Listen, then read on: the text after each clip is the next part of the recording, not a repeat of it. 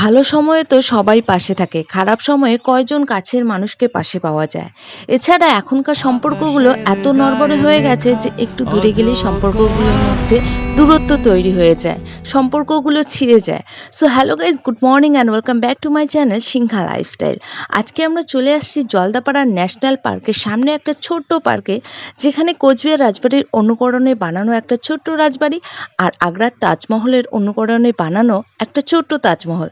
তবে এই তাজমহল আর রাজবাড়িটা শুধু বাইরে থেকে দেখার জন্য নয়, এখানে তোমরা চাইলে স্টেও করতে পারো।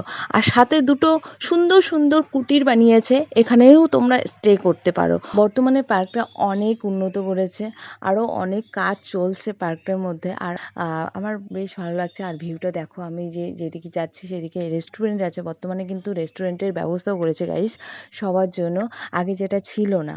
তো অনেকটাই ডেভেলপ হয়েছে। তোমরা চাইলে এখানে আসতে পারো, ভিজিট করতে পারো। আর প্রিয়াঙ্কা এখানে কিন্তু আমাকে একটা বলছিল যে গান করতে, আমি কিন্তু গানের একটা লাইনই বলেছিলাম। তো গানটা আমি তোমাদের শোনাবো না, কারণ গানটা এত বাজে গান করেছিলাম, তাও আরও একটা লাইন।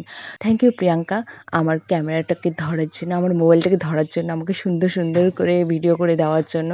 আর এই প্রিয়াঙ্কার জন্যই কিন্তু আজকে আমার এই জলদাপাড়াতে আসা।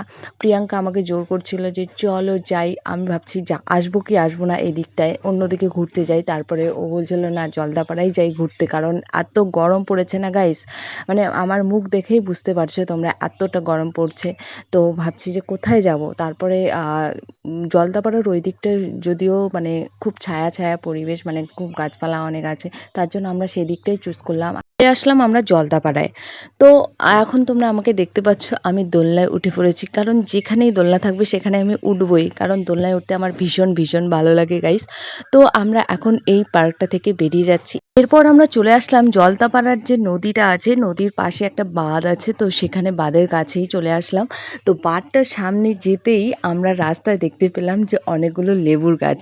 তো প্রিয়াঙ্কা বলছে দেখ দেখ অনেকগুলো লেবু। তো প্রিয়াঙ্কা গাইস লেবু চোর করতেছিল, দেখতেই পাচ্ছ থেকে লেবু চোর করছে, লেবু চোর করছে চোর। সামনে গাইস দেখতে পাচ্ছ এত সুন্দর পরিবেশ আর এত সুন্দর চা বাগান, চা বাগানের মাঝখানে এত সুন্দর একটা রাস্তা গেছে।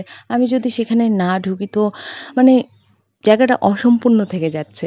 তো তাই জন্য আমি ঢুকে পড়লাম। আর এখানে দেখতে পাচ্ছ আমি চায়ের পাতাগুলো ছিঁড়ছি, আর আমি প্রিয়াঙ্কাকে বলছি দেখ এইভাবে চায়ের পাতাগুলো তুলে আর এটাকে মেশিনে দিয়ে তারপরে চা পাতা তৈরি করে, তারপরে আমরা চা খাই।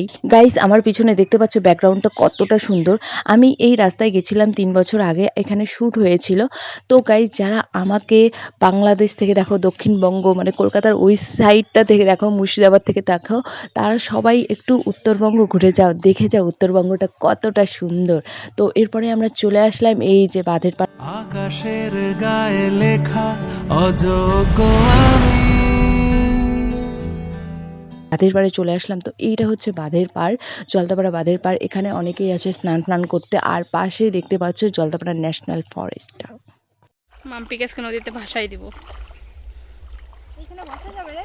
যাবে বস, বস পেটু কিছু পড়ে ওট পাগলের কাণ্ড দেখো, পাগল দেখছো, এই যে পাগল। এরপর গাইজ আমরা বাঁধের পাড় থেকে বাড়ি ফিরছি। আর আমার গাড়ির অবস্থা আজকে শেষ হয়ে গেছে। আমি কোন দিক দিয়ে গাড়ি উঠাচ্ছে, কোন দিক দিয়ে গাড়ি নামাচ্ছে, একদম আমার অবস্থাই শেষ আজকে। চোরকোলা মাল ব্যাগ থেকে বের করতেছে।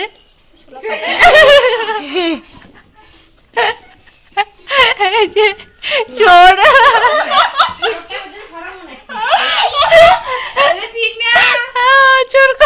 গাইস সব লেবু কিন্তু আমরা চোর করে আনিনি, ঠিক আছে।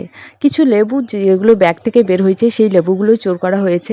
আর আমাকে যে এখন দেখতে পাচ্ছ আমার কাছে লেবুগুলো, এই লেবুগুলো আমরা একটা দিদির বাড়ি থেকে নিয়ে এসেছিলাম। একটা দিদির বাড়ি ঢুকছিলাম আসার পথে, তো সেই দিদির বাড়ি থেকেই লেবুগুলো আমাকে দিয়েছিল। তারপরে এই যে দেখতে পাচ্ছ আমার ছোটো বৌদি বলছিল যে আমাকে লেবু দে, তারপরে ছোটো বৌদিকেও আমি কিছু একটা লেবু দিয়ে দিলাম। তারপর কয়েকটা লেবু নিয়ে আমি বাড়ি ফিরলাম। সো আজকের ভিডিওটা গাইস এখানেই শেষ করছি। ভালো লাগলে অবশ্যই লাইক কমেন্ট শেয়ার করে দিও, অ্যান্ড বেশি বেশি করে শেয়ার করো, কারণ তোমরা দেখো ভিডিওটা শেয়ার করো না, প্লিজ শেয়ার করে দিও, অ্যান্ড পেজটা অবশ্যই ফলো করে দিও। থ্যাংক ইউ সো মাচ, দেখা হবে নেক্সট ব্লগ।